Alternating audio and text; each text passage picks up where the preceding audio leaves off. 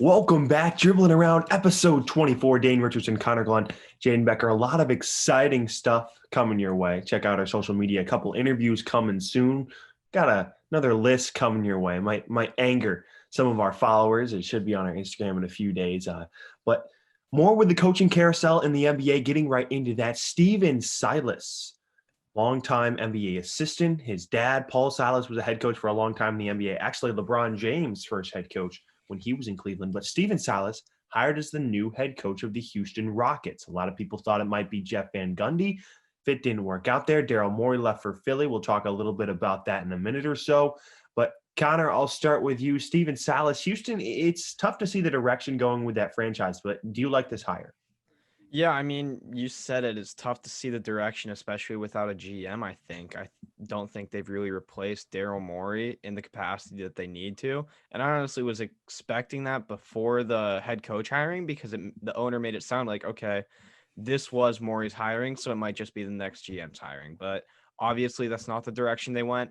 And Silas is an interesting hire because you look at what he worked with in Dallas, and Luka plays as probably a similar style as you can get to someone in the NBA to James Harden.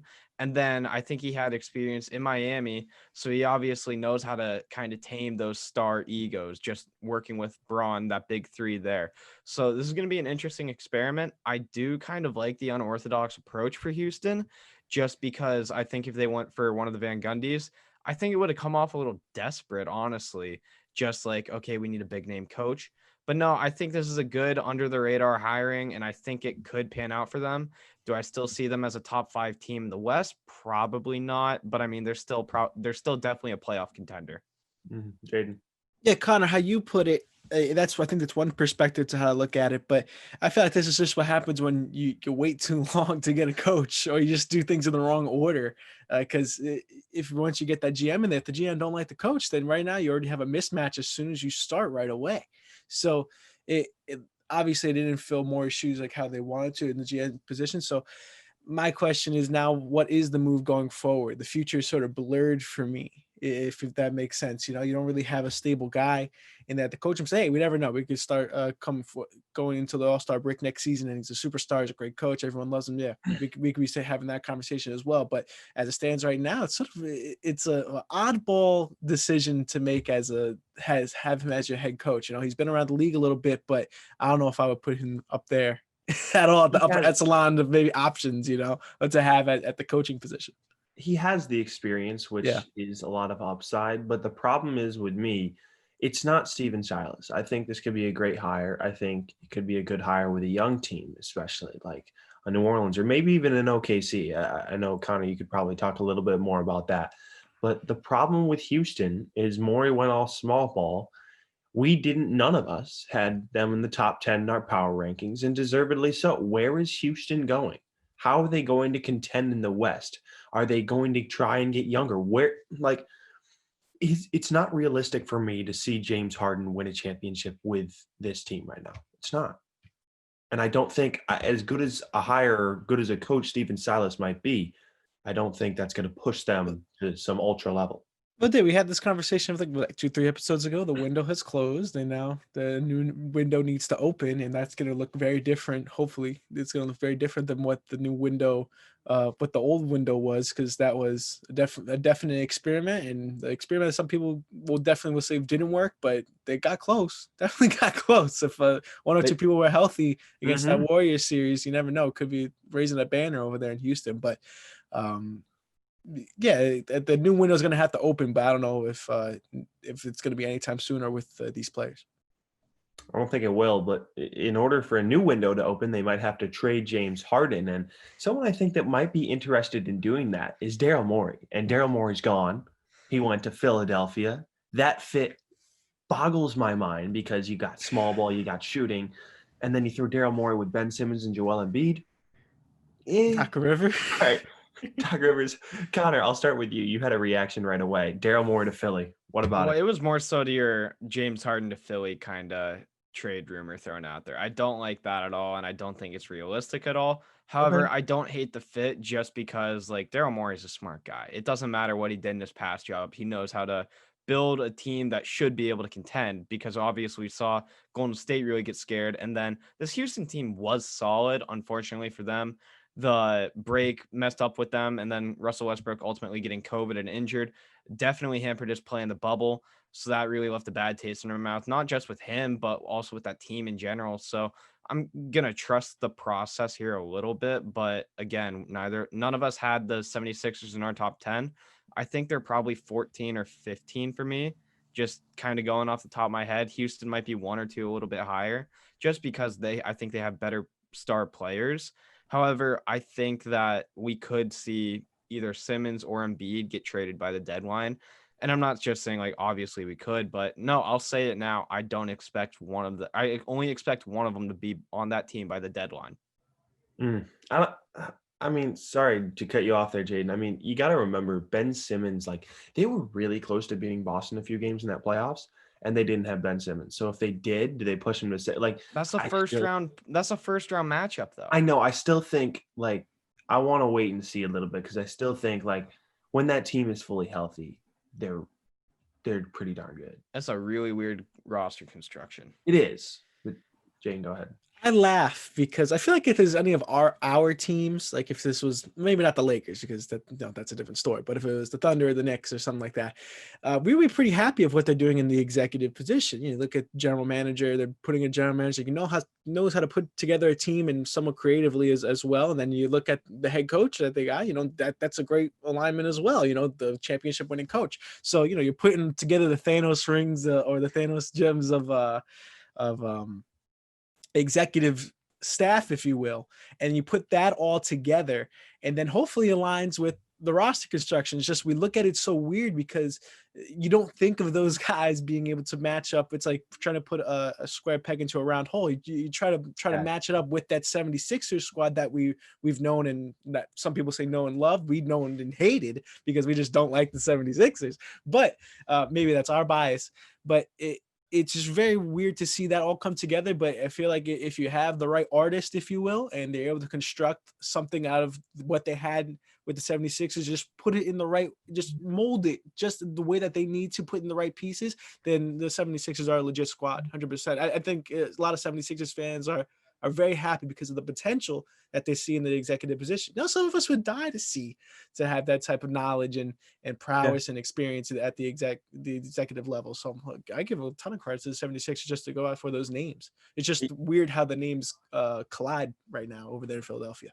Yeah, you made the Infinity Gauntlet analogy. Yeah, I forgot the name of it. I was gonna say, I'm like, I was gonna think though, did the gems actually fit in the Infinity Gauntlet? You have the gems, but like you said, a square peg round hole. Yeah. Like, what are we doing? But we shall see.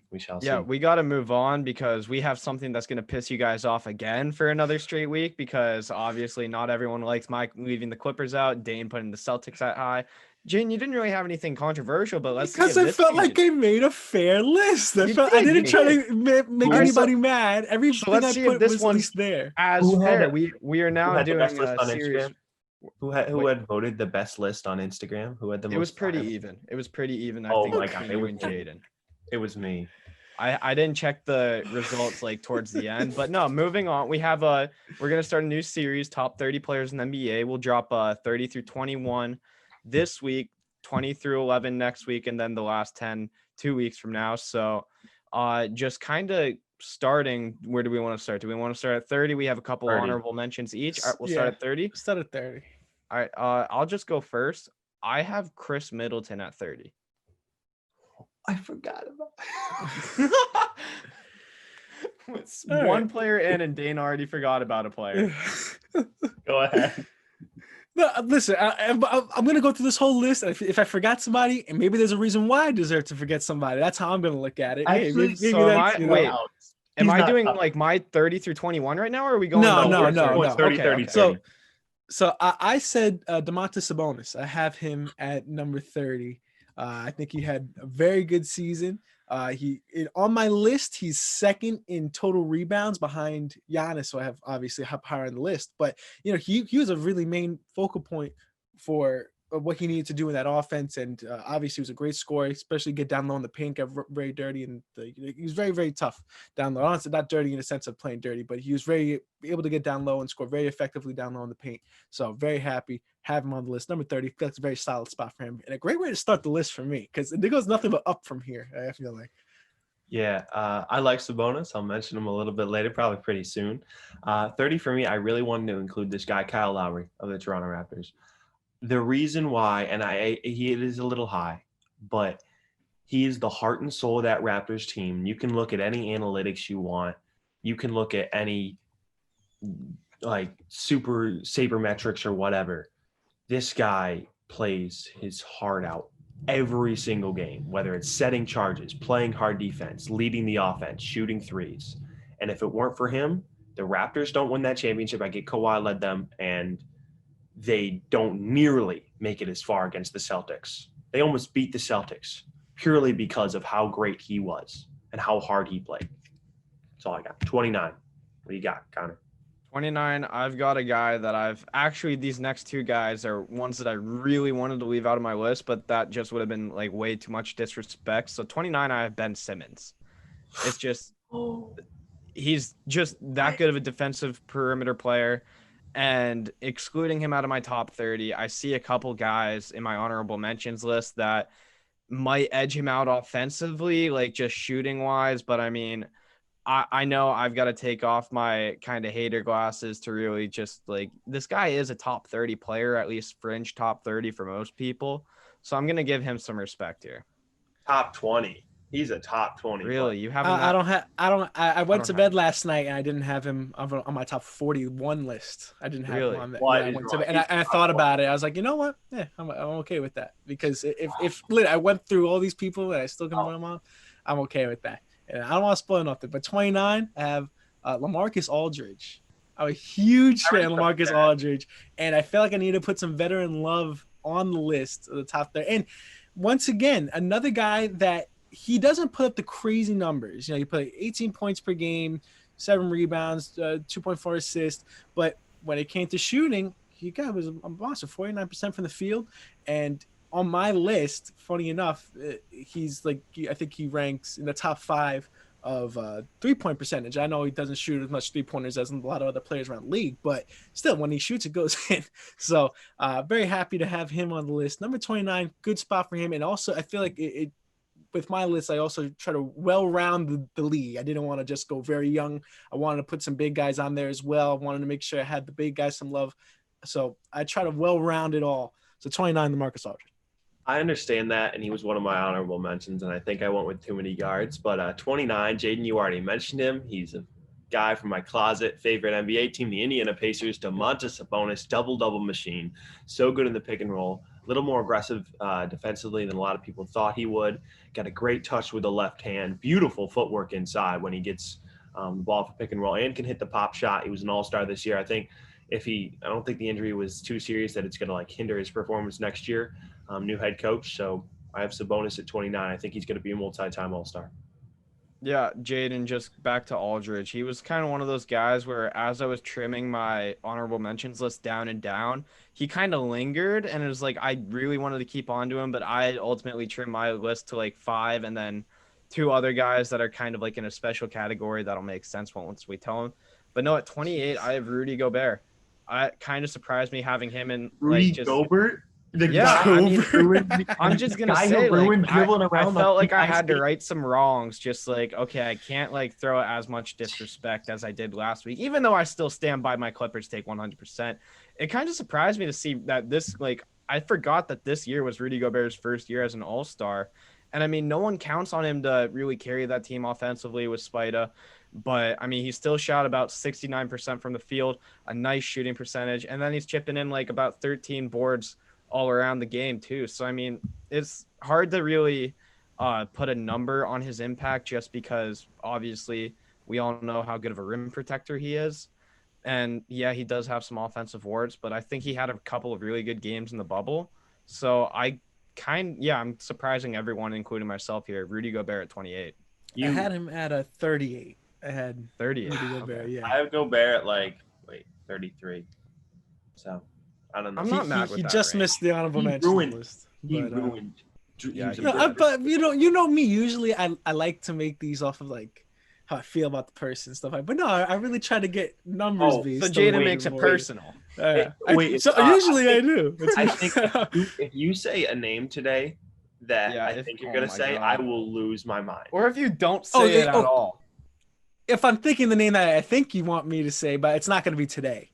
But Okay, the good. person's name is on. Remember, I'm purely off. I've never had a problem with him. I know everyone What do should you know. So mean? I never had a problem with him purely based off talent, based off Okay. team Okay. chemistry and how I'm expecting to Who's hear him Who's next. with the your team. 28? Who's your 28? My 28. This is I wouldn't say it was a big name, but not the biggest names on these lists. It's John Morant. I have John Morant sitting at 28. Only reason because his scoring points per game numbers weren't as high as I thought. They only averaged 17 per game. So definitely a focal point of the team and definitely deserves to be on the top 30 list and a great point guard league and a great future for the NBA. But I expected more from him coming out of his numbers. He didn't touch top 5 in any of my top 30 list when it came to points per game. I try to overall spread everything out, try to make it look nice. So John Morant, I have at 28, but that's not knocking him. I think that just proves the amount of potential that he has. I think if he gets that points per game number up, and I wouldn't be mad if the average numbers were touching 9, because right now they said like at 7. So right now, John Morant, I feel like it's a solid 28. Okay. 28. The next 4 are like more score type guys. Guy I think's only going to go from up, a lot of length, can play defensively. First time All-Star Brandon Ingram. I really liked him this year. I remember watching him as a Laker fan in Los Angeles. He wasn't really there yet. All of a sudden he goes to New Orleans. I mean, when it came down the stretch, they needed a bucket. Brandon Ingram more often than not would get it. Like, not only can he score the ball, especially from mid-range, he can stretch his game out to 3. And a lot of people compared his body type, not necessarily his play, sort of, to Kevin Durant. And it did take Durant a little bit of time to learn the game a little bit. And I think all it took for Brandon Ingram, and he might have done this in Los Angeles if LeBron didn't come, it just took him a few years. Remember, he came into the league at 19, and what is he now? 23, 24? He's heading right into his prime. And if that skinny body can stay healthy, he's got a lot of talent. I could see Brandon Ingram becoming a top 15 player in the next 3 years if he stays healthy, for sure. But and New Orleans is just, I love New Orleans. It's just all dependent on their health. 27. What do we got? 27, I have Kemba Walker. And although his stats kind of dipped in his first year in Boston, I think everyone expected that just because he's not carrying a bad team anymore like he was in Charlotte. He still made an all-star team. I think averaged just over 20 points a game and nearly 5 in assists and rebounds. So, I mean, the quality of player didn't diminish at all, even though the box score impact might have a little bit. But, I mean, that's what you get whenever you join a team with Jason Tatum, with Jaylen Brown, Gordon Hayward, all those guys. And I still think, like, he could be that go-to guy if, say, Tatum just isn't aggressive or hitting his shots, because I still think he's the second man in line. I still think he's just over Jaylen Brown a little bit. But no, Kemba's clearly like the locker room leader, I'd say, in that on that roster. And he's still their top point guard. He's still an elite point guard in my eyes. So yeah, he just didn't pop off as much, but he still had a successful season. Jaden, what about you? All right, this might be the first mean one for me of the day, but I have Paul George at number 27. Come on, bro. Paul George sitting at number 27. Because what surprised me the most, as well as about his numbers, he wasn't a top 50 guy in a lot of these important stats throughout any of the regular season. I think maybe in he was hurt half the time. like five. Yeah, but I'm talking about Availability averages. is the best ability sometimes. Talk about averages, and that wasn't top 5, not top 5, top 50 for a lot of these important stats that I try to list out. And as well, Paul, obviously the playoff run for Paul George is not what you want to see, especially for a Clippers team that you're expecting. You guys both expected to win the title. So for him to be the number 2 guy and for him to not play like the number 2, to play like the number 12 on that team at some points, it felt like it really hurt me in the way that I look at Paul George. Also looking at his numbers as well, I didn't feel like he deserved to be a lot higher on this list. Obviously, it's a little bit disrespectful. This guy obviously deserves to be a top 15 talent in the league and has been in the past, but maybe if we could see the resurgence next year when we're outside of the bubble, hopefully outside of the bubble. But right now, I have him at number 27. I don't think so. Like, It's a lot of big names on my list. No, listen. Yes, he choked in the playoffs. Yes, he didn't play. Like, you got to remember, and I'm still thinking it's not like sort of like Kawhi when he won the championship with the Raptors and then he kind of choked this year, like you predicted him to. Well, PG choked this year, and I get he wasn't great in the playoffs against Portland with OKC, but he was also third in the MVP voting. So, like, I don't think we're done seeing really good Paul George moments. I don't.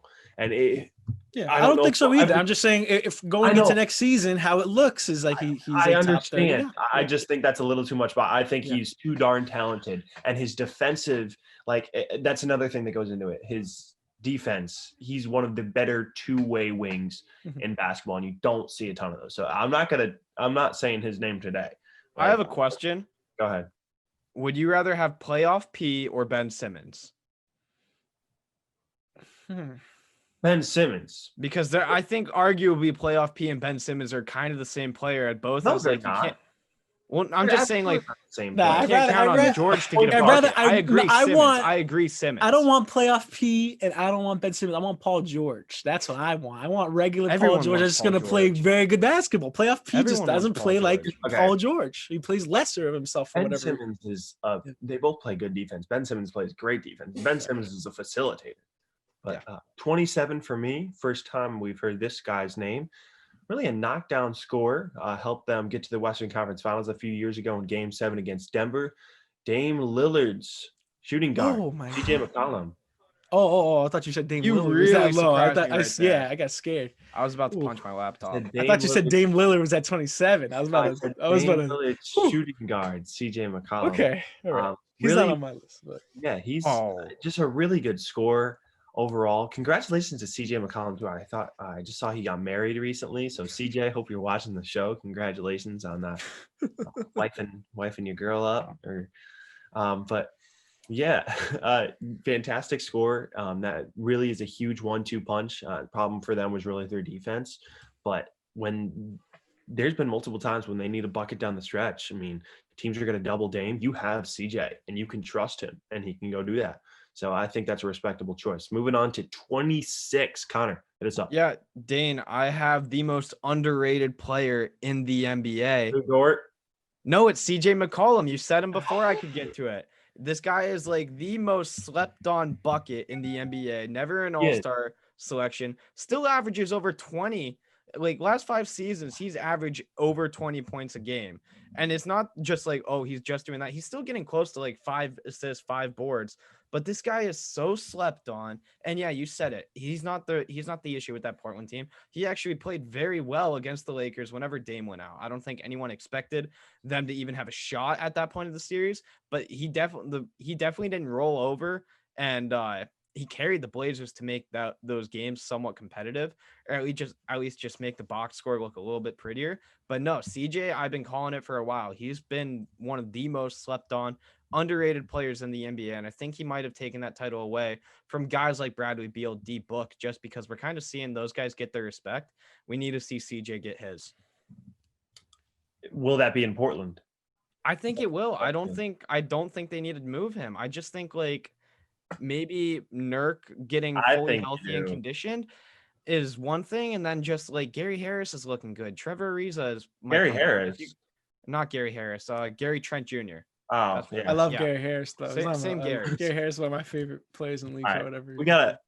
I think just for Dame to get another piece to win a championship, I think maybe is like a wing. You might have to move CJ, but got to keep moving. Jaden, 27 or 26. Sorry, 26. So I once again trying to go to overall look at the league. This guy didn't play a ton of games this year, but when he did, when he was on the court, he was definitely the best player for that team, at least in my opinion. For the Minnesota Timberwolves, going Karl Anthony Towns at number 26. I think that's a very firm place for him. He's top 5 rebounder on my list. He's a top 5 field goal percentage scorer on my list, and he's really a guy that's dominant for that Timberwolves team. And looking into the future, is talking about a list for 2021. This guy can definitely be a huge piece for whoever they get with in the draft. So I have him at number 26. Karl Anthony Towns. I have Cat in my top 20. Yeah, I'm not announcing him until next week. I'm Yeah, very bro. I surprised think by Cat's that. a phenomenal player. Like I know he's good, but I have players that are better than him above him. Like Definitely without a not shot a of a guy doubt. Whoa. Breaking news, timeout. Oh, We got a Woj bomb at 9:31 on a Friday morning. oh. Mike D'Antoni and I don't know how to pronounce that second name are finalizing deals to become assistant coaches under Steve Nash and the Brooklyn Nets. Mike D'Antoni to the Brooklyn Nets As an assistant coach? as an assistant coach. Wow. I told Wow. y'all about pushing Wow. it free. Wow. The other one I'm going to try and pronounce. I doubt either of you have heard it because this is new to me. Ime Udoka, Imeudoka. So Coach Udoka, if you were listening to Dribbling Around, sorry for butchering your name, but do we want to do an instant reaction because we're probably running out of time? Instant reaction. I think the Brooklyn Nets are turning into a football team. They just found an offense coordinator, maybe even I have no knowledge of Udoka, but maybe he's more of a defensive-minded coach. And Steve Nash is the head coach, if that makes sense. So maybe they're doing some type of football dealio here, where they have an offensive G mastermind and D'Antoni and Udoka as a. Whoa! I feel I like would never thought of him D'Antoni- as an assistant like I that. feel right? like D'Antoni is going to be the head coach of that team for the first like 30 games until like Nash really starts to get the hang of it. That's why they did it. Like you have like Mike D'Antoni now and Steve Nash. He's new to the whole thing, but They like still had Vaughn.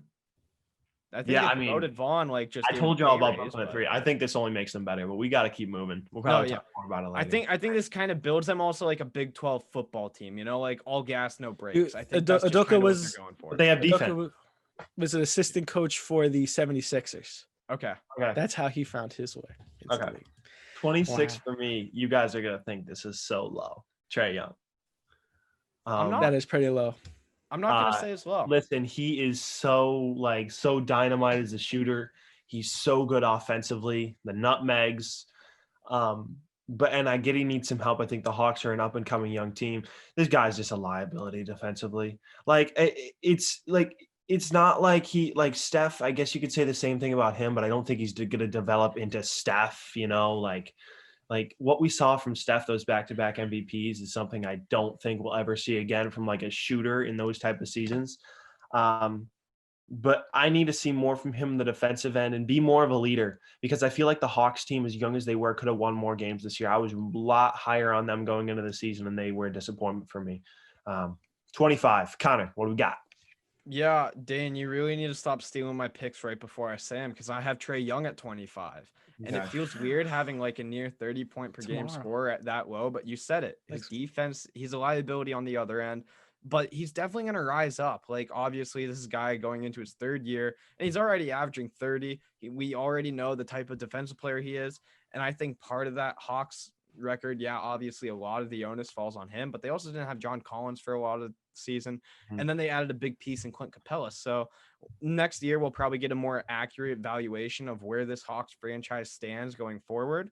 And also, I think they know that they can't put too much pressure on Young defensively. Like, this guy is going to have to be someone they shelter, and they obviously knew that risk drafting him that high, or at least passing on Luka to get him. So, but no, this is a guy, like, he played all 60 games, 29.6 points per game, nearly average of a double-double, and then a 43-36 shooter. This guy's only going to go up from here. Jaden, 25. What do you got? Trae Young, see you next week. Not doing that one. That he's not in my. He's in the top 20 for me. Okay. You guys are crazy. So 25. Oh man, I feel like I'm crazy. Joel Embiid, I have a number 25. No, dude. He's sitting right there at number 25. Aiden, Look at his numbers. Not really a huge fan right now. He's averaging a double-double, but he's the best big in the league, arguably when he's healthy. No, definitely not. I have one. Healthy, when he's healthy, 100%. I think if I look at my list correctly and I scroll through, I think I have two bigs that sit above him just a bit, just a niche, because they do so much more for their someone team. else. Who else? Jokic is top tier. Jokic is 2 weeks from now. I just want to make this clear. But this is way more disrespectful than me saying the Clippers are not a top 10. Oh no. Yes, because it is. you look. Yes, it you is. look at his numbers. He just doesn't do for. He shoots 47% from the field for a big, and you said the most dominant big guy that works the post more than anybody else. And you guys I expect him to be around like 55 at this point. You guys be so dominant. He shoots threes down low. that's the NBA game. Like, my thing is, like, when Joel Embiid, like, he's really the only dominant post player in the NBA. And, like, the only reason why the Sixers they got swept were close in a lot of those games was Joel Embiid. He played his butt off. Also, to what Connor's point was saying earlier, availability is the best. Is the best to be. You I'm gotta not be there for your docking him team. down to 25. But listen, top Failed. 25 to be but if you put it in the full league perspective, to be a top 25 player, that's not that bad. All right. I'm just saying that. So Joel Embiid, number 25. And like I put it at the same level as Karl Anthony Towns. I really feel like It's that. not in the same level. Was he available in the playoffs last 2 years? The answer, yes. That's all I got. Yes, and what did they do? We got did not to move on. They didn't advance. They didn't go. They didn't trust right. the process. For that. So they ran into a buzzsaw in Boston without Ben Simmons, and they lost a championship team. Joel Embiid, number 25. I'm very happy with that pick. That shot was the equivalent of if the highest I feel like I could put him, if I had to redo this whole list, highest put him was like 19. All right, we got to That's my speed up highest. here. We have about 7 minutes left, I believe. 25 for me, even though he's coming off an ACL tear, one of the most dead-eye shooters in the league, Klay Thompson. Listen, one of the best off-ball movers in the league, arguably the second best shooter behind Steph, and maybe Dame, depends. Dame's got a little bit more longer range, but I think the ACL tear will hurt him a little bit with his explosiveness, but he doesn't need that explosiveness, because he is such that good of a shooter. I think he's going to come back with a vengeance this year. I'm not as high on the Warriors as you guys, but Klay Thompson at number 25. Moving on to 24, Connor, what's up? I am very surprised. I'm the first one to say this name, but Russell Westbrook. Okay, I'll have him soon. I want to make sure I get. We're on 24. Yes. So yeah, I'm on 24 because I had Trey at 25, but Mhm. I obviously that bubble performance left a very bad taste in everyone's mouth. And before that, I was saying there's no way he's I think Bleacher Report had him at 25. And going into the bubble, there was no way. But then he catches COVID. Then he hurts his, I think, hamstring. And I think that kind of lingered into his play, into his performance. And obviously he wasn't 100% whenever they did get eliminated. And even went up through that OKC series because he looked bad at times, very bad at times. So that's kind of why I have him this low. And I also wanted to make sure I wasn't getting any homer shots, any bias whatsoever. But I think next year is almost like a prove it year for me. You still got it, don't you? Something like that. So, but I mean, I think this was his best season of his career. Obviously he put up the numbers his MVP season, but I think this was the best team basketball he played all year. He wasn't inefficient. And I really don't think he was inefficient at all, because you could say, the silver lining as compared to last year's. But no, I was very surprised to not hear his name before me, but he's at 25 for me. 24, you mean? 4. Yeah, we can't count here at dribbling around. Jaden, quickly, what do you got for 24? Donovan Mitchell, I have at number 24. Yo, that's what? You guys are I'm not gonna argue too much. I'm not going to argue too much, but for a point guard of that team, for a guy that's supposed to be a focal point of that offense, he's a very good scorer, but doesn't pass the ball as well as I'd like him to. Obviously, doesn't really have a lot of people to pass it to over there in Utah, except for Rudy Gobert, who doesn't even catch the ball when he gets down low in the paint. But Donovan Mitchell, if he can facilitate that ball a little bit better, I definitely have him higher on my list. I think he's a great player, has a ton of potential in the league, potential to be a top 15 guy, but I enjoyed his play in the playoffs as well. But if they won, that would help as well too. I have him next day. 24 for me. I have Westbrook next day too. 24 for me. Pascal Siakam. I would have had him higher. I really like Siakam. Even though he had a bad playoffs, I think he's a really up and coming star. I think he plays really good defense. I wanted to include a couple Raptors in there because, how could I not? I mean, they won the championship 2 years ago. I get it was with Kawhi, but still, Pascal Siakam. Connor, 23. 23 for me is Bam Adebayo, and I'm guessing Jaden is also going to have him coming up soon because you mentioned the bigs just a little bit higher. This is a guy who's going to have multiple Defensive Player of the Year trophies in his living room. I think Connor, you found Johnny on the spot for who I left out. You did not leave out Bam Adebayo. You left out Bam Adebayo? Yes. To be disrespectful? Didn't you say Kyle Lowry? Yeah. You left out Bam Adebayo to make room for Kyle Lowry. Yo, I'll get to it later. We don't have enough time to do this argument. We have like 3.5 minutes left. Jeez. Oh my Jaden, God. who's 23 for you? 23 for me. Boston Celtics. Kemba Walker having number 23. Very strong in isolation ball, and he could score at will when he needs to. Obviously, had a couple. He was a little volatile in the playoffs, but in the regular season, he played great. Obviously, I would like to get once again for a guy how strong that offense is. His assist numbers are very low, only at 4.8 to be the point guard of that team and not be the one to super facilitate that ball, especially with the offense. How it's starting to blossom into a great flower over there in Boston, in the Boston Garden. Oh, you see, I did that. TD Garden. Good explanation. But yeah, I think once again a guy that has great potential, but very volatile. Could drop hard as well. 23, Connor already talked about it. I had him, kind of had him a little bit lower than me. Russell Westbrook, great season. That's all I got. We got about a couple minutes left, so we each got to move through 22 and 21. Connor, 22. He was already talked about, but Klay Thompson. He's never had a season where he shoots lower than below 40% from three. This guy's a walking bucket, and he's going to be a big reason as to why Golden State is an NBA title threat next year once he comes back healthy. Just not only as offensive, but we all know how good he is as a perimeter defender too. Jaden, 22. Bam Adebayo, say hello. So Hey, he makes his way at number respect 22. him. So obviously my list, you guys have made fun of it so far because of the Joel Embiid had him so low, but I think Bam Adebayo has stood last season, was a better player when he was there on the court. If Joel Embiid can stay healthy all the way through and get into the rhythm that he needs to get into to dominate, then yeah, I could definitely see it. But right now, Bam Adebayo, I put him just a notch higher than Joel Embiid. 22 for me. One of the best point guards of all time. Still savvy veteran, Chris Paul. I like Chris Paul here in this spot. Connor doesn't like it. I still think he's a top 25 player in this league just because of the ability to lead a team. And that's a huge component. Connor's going to lose his mind. We got about a minute left. 21. Got to move through it. Connor, what do you got? 21, I have Donovan Mitchell. Obviously, I think Jaden said it. If they win that playoff series, he's probably a little bit higher. And Jamal Murray's probably mentioned it right in this slot. But those two were trading heavyweight blows. Mitchell, obviously, couldn't necessarily get his team over the hump. But still, I think his ceiling is super high. I just want to see some more consistency from him. Okay, Jaden, 21. All right, here's where you get mad at me. Kyle Lowry, 21. Put him on the list. Connor rolls his eye. Dame falls back in his seat, but that's okay. Heart and soul of that Raptors team. That team that I feel like honestly doesn't really do anything in the playoffs at all without him being that leader and that force that he needed to be. We talked about him earlier, how big of a piece he was. You guys are just edging him into the top 30 because of that. I put him almost into the top 20 because of how much I appreciated that coming from the Raptors squad. So obviously the numbers are not indicative of how much he impacted that team at all. He was a superstar. He was an ultimate superstar. Way too high. Highest bet of the day. No.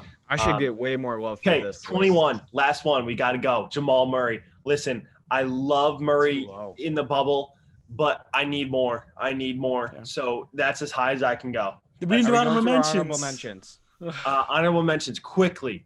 Bam, Kemba, LaMarcus Aldridge, DeRozan, Gobert, Vucevic, Blake Griffin, Zach LaVine. I didn't really rank Zion and Ja. I just knew they had to be included.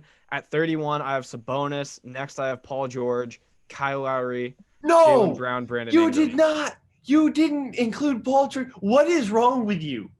This is the guy coming from who said Bam Adebayo was in the top 30 player. You're telling me you want Paul George over Bam Adebayo? Wait, I want to make people mad too. Ready? Yeah, go ahead. Zion, De'Aaron Fox, Kristaps Porzingis, Jamal Murray, Nikola Vucevic. There you go. He's my honorable mention number 2. I had him at 3. I'm gonna get so much love for my list. I can't even wait. Yeah, I'm happy with that. You left Paul George out, dude. Dude, he left Jamal Murray out. Jamal Murray was the best player in the playoffs this season. Yeah, but it's the first time he's ever done that. Top 3 at least. All right. But I hope I see that again next season. Oh, okay. Good show. 24. What a show. I said before this segment that the point was to piss them off, not piss me off. I think I'm more mad than anyone else will get watching this show. Just because the Bam disrespect, the Jamal Murray disrespect. Oh my God. Listen, Bam, I just because the Lakers just pooped on him in the playoffs. So that's my. He was injured. Good for him. All right. Dribbling around episode 24. Connor's angry. I mean, Jaden and I got him angry. Our list 30 to 21 might have a graphic coming up on our Instagram. Interviews coming soon. Sneak peek. Head out for our Instagram. Little overtime right now, so we got to keep speeding up. Make sure you subscribe to our YouTube channel. Keep listening to us on VIC Radio, I believe, 10 to 10:30, if I'm correct. 11 on to Saturdays. 11:30, I don't know. I could be wrong. We don't man. know. We're not it's live. 11 to We 11:30. apologize. I'm sorry, John. Hopefully this doesn't go. Put us in a box. Dribbling around episode 24. Jaden Becker, Connor Glenn, Dane Richardson. Peace out.